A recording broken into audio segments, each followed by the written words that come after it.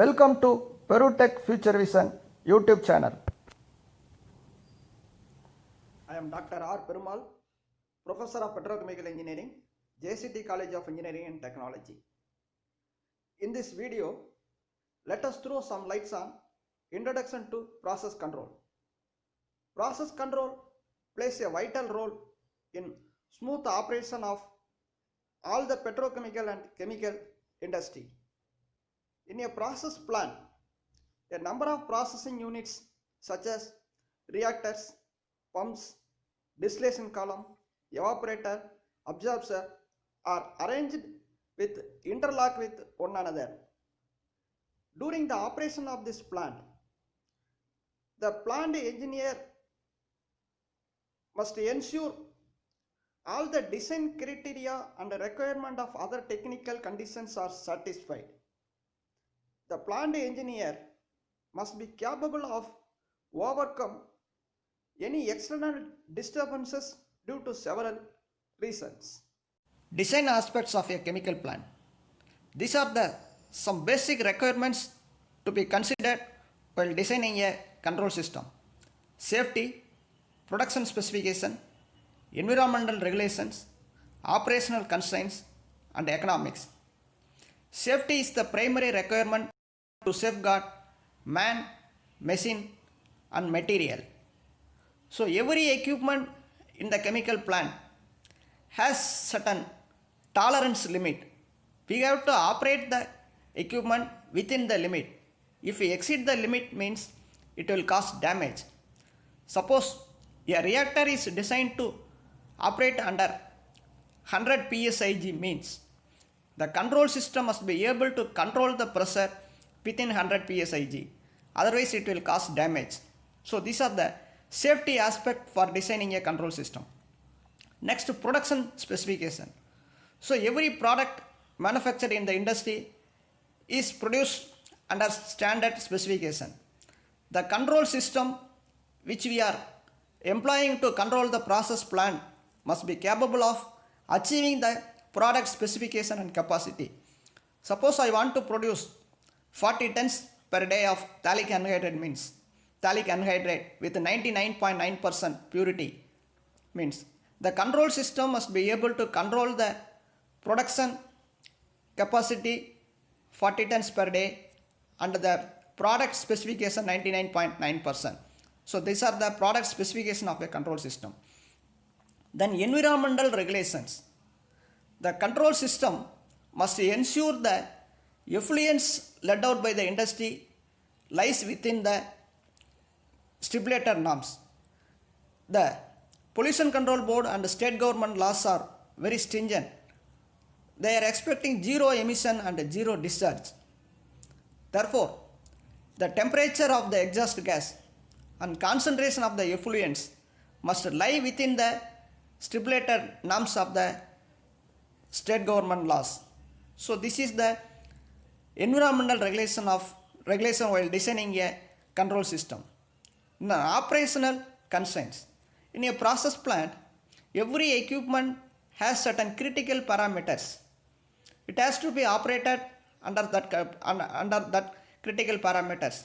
Suppose a catalyst temperature is maintained at 400 degrees centigrade in a reactor means the control system must be able to control the catalyst temperature at 400 degrees centigrade. A storage tank is to be maintained at certain level means the level controller has to be control the level within the limit, otherwise the tank will overflow.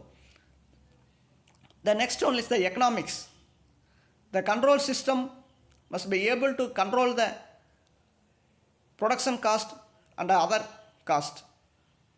Optimize the economics of the entire plant is the primary objective of designing a control system. Next we will see what is process. Here one stirred tank heater is given. A cold water is entering the tank and hot water is obtained as the product. Steam is used as a heating media. The raw material cold water entering the tank and leaves as a product hot water by using the steam. Therefore, we can define the process. A process can be defined as a system in which a raw material is converted into product at the expenses of energy. This energy may be any kind. It may be a electrical energy, mechanical energy, power energy, wind energy, solar energy, any kind. The next, operational objective. The operational objective of the tank. Here, the tank temperature is maintained at T. The outlet temperature of the hot water is T out. The tank volume is maintained at V. So now my objective, the operational objective of this heater is to get the T out. Suppose I fix 90 degree. I want the hot water at 90 degree. So I want 90 degree hot water means the temperature inside the tank must be equal to the temperature at the outlet, because there is no heating or cooling medium in the outlet pipe. Therefore, the temperature at the exhaust must be equal to the temperature at the tank. So if I want 90 degree means the tank temperature inside the tank must be operated at 90 degree. Similarly, I want to fix the volume. The volume inside the tank must be 100 liters. So these are the two operational objectives. The hot water temperature must be 90 degree. The volume must be 100 liters. So if I achieve this 90 degree and 100 liters, there is no need of control system. But in actual practice, this cannot be achieved because there may be some disturbances which may cause some alteration in the steam temperature, so that the tank temperature may be varied. Similarly, some disturbances will influence the inlet flow to vary, so that the tank level will be varied. So in that case, either I have to control the system manually, otherwise I have to go for a control system. Here comes the need for control system. The need for control system is to maintain the tank temperature and volume at a desired value. That is my set point. So if I want to get the hot water at a desired temperature and a level at a desired volume, I have to install a control system. So this is the process instrumentation diagram for the stirred tank heater. So at the outlet, I have installed a measuring device.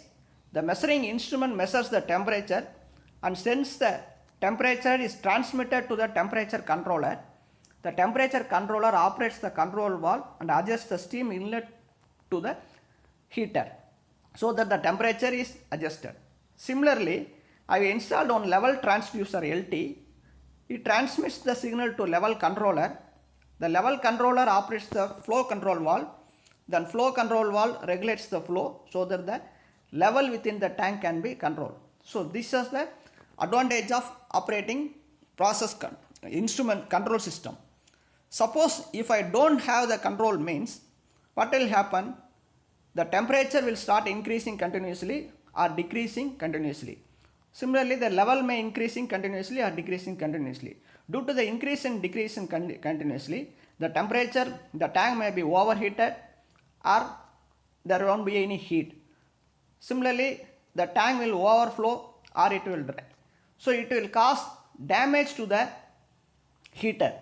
So to ensure the safety of the heater, the control system is helpful. Second one is, I want to get the temperature at a desired temperature, and also the control system helps to prevent helps to suppress the external disturbances caused by some other sources. The next, we can optimize the cost of the operation. So therefore we can define the objective. So this is the block diagram for a control system. Here one process is here. The process parameters are measured by a measuring element. The measuring element transfer the measured variable to the comparator. In comparator, I have fixed my desired temperature as set point. The measured variable is compared with the set point. Then a error signal is generated. The error goes to the controller. The controller sends a signal to final control element. The final control element may be a control valve. It will adjust the flow or a temperature into the system. So I can get the outlet as a controlled variable. So this is the process control system. The components of control system are process, measuring element, comparator, controller, final control element. Is the process, the components of a control system. So now we can derive the objective of the control system. The objective of control system is to suppress the influence of external disturbances, ensuring the process safety and stability, optimizing the performance of a process. These are the three objectives of the control system. So by means of control system, we are suppressing the external disturbances so that the inlet temperature, inlet flow rate will be adjusted. This will ensure the process safety and stability. So we are maintaining the level means we can always safeguard the heater. Then optimizing the performance of a process. If you study these three objectives, if you study this process control system with these three objectives, the outcome will be you can able to choose appropriate system to control and monitoring the external disturbances to the process. You can able to design a control system to ensure process safety and stability. You can able to improve the performance of the control system to optimize the process efficiency. So these are the objective and outcomes of the control system. So I hope all of you well understood about the introduction about process control. Thank you very much. Kindly subscribe this channel and share your comments.